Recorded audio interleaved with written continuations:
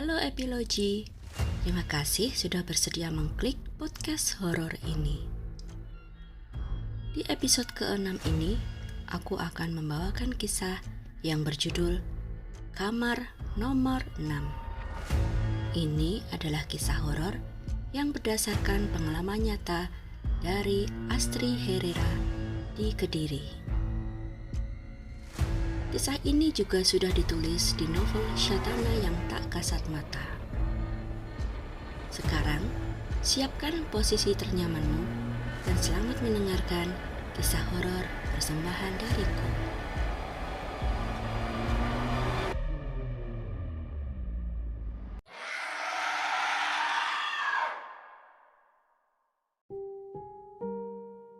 Waktu itu, aku diterima bekerja di kota Surabaya.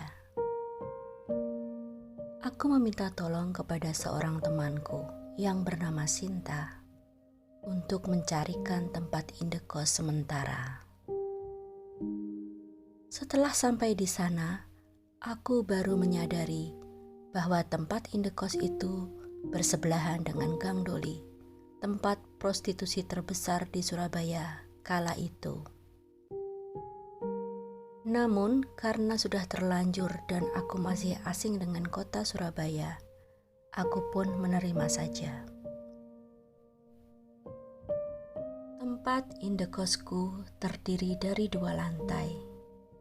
Kamar 1 sampai 4 terletak di bawah. Kamar 5 sampai 9 berada di lantai 2. Aku menghuni kamar nomor 9. Sebagian besar penghuni tempat indekosku adalah pekerja seks komersial. Hanya aku yang bekerja sebagai buruh. Karena rikuh, aku meminta kakak perempuanku untuk tinggal di indekos bersamaku. Esok paginya, kakakku pun datang.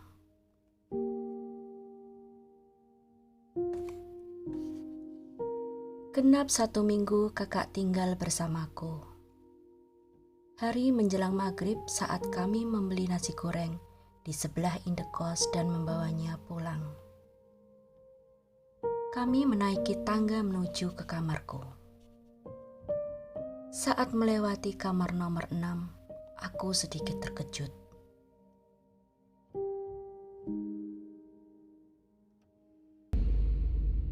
Kamar itu biasanya selalu tertutup, tapi kali ini pasangan yang tinggal di sana sedang bertengkar hebat. Entah apa yang mereka ributkan. Aku melirik sekilas ke dalam kamar nomor 6 itu. Tidak terlalu jelas, karena hanya diterangi lampu dop berwarna kuning 5 watt. Lihatlah kamar itu. Kotor sekali, banyak sarang laba-laba. Seperti sudah lama tidak dihuni. Ada orang berantem di sana, kata kakakku. Sudah, jangan dilihat orang sedang berantem, bisikku tak enak hati.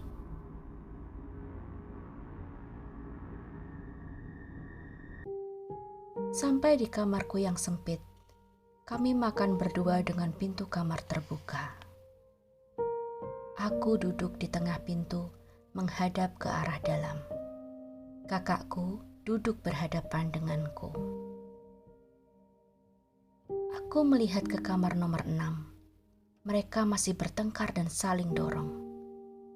Itu, orang yang berantem lewat belakangmu, bisik kakakku sambil menatap balkon di depan kamarku. Dengan ekor mataku, kulirik mereka.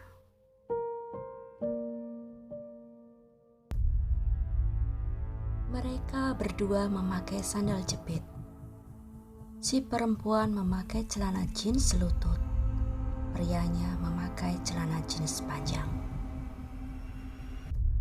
Aku tak memandangi wajah mereka karena merasa sungkan memandangi orang yang sedang bertengkar. Wajahnya pucat, matanya hitam seperti kena jelaga. Kenapa ya? Apa karena terkena pukulan? Kata kakakku setelah mereka lewat.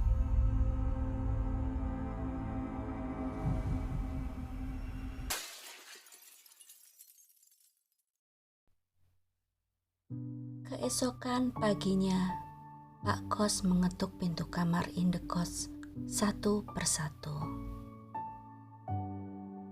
Beliau meminta iuran uang untuk mengganti gembok gerbang yang rusak. Semua penghuni indekos keluar dari kamar, kecuali penghuni kamar nomor 6. Pak, kenapa kamar nomor 6 tidak ikut iuran membeli gembok? Tanyaku. Jawaban Pak Kos sungguh mengagetkanku. Kamar itu sudah kosong bertahun-tahun yang lalu kok. Jawab beliau.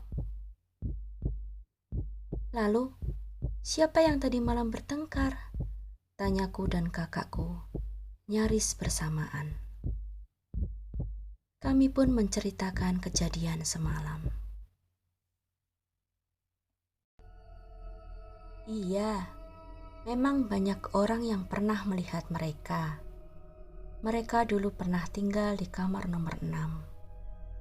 Setiap bertengkar, seringkali pria itu menelanjangi istrinya dan membiarkannya di luar kamar. Istrinya memang keturunan Tionghoa. Biasanya mereka menampakkan diri kepada orang baru, mungkin sebagai perkenalan, kata Pak Kos.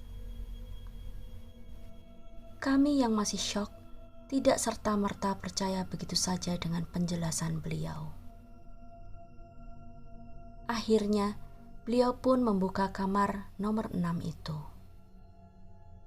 Tak seperti yang kami lihat tadi malam.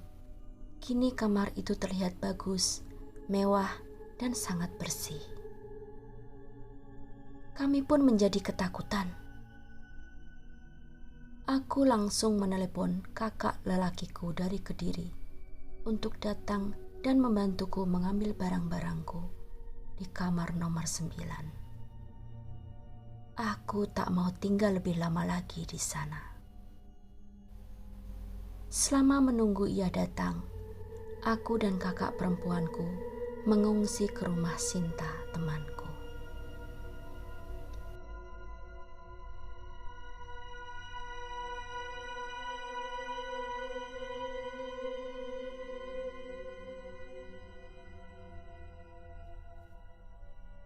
Masih kuingat kata teman-teman kosku lainnya. Kalau PSK sini justru suka sekali kalau ketemu mereka. Kita malah mengundang mereka untuk datang.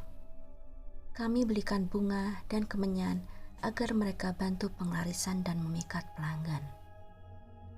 Itu kata mereka. Saya cuma buruh pekerja biasa. Tidak butuh hal-hal seperti itu, ujarku. Cukup seminggu saja aku berada di sana.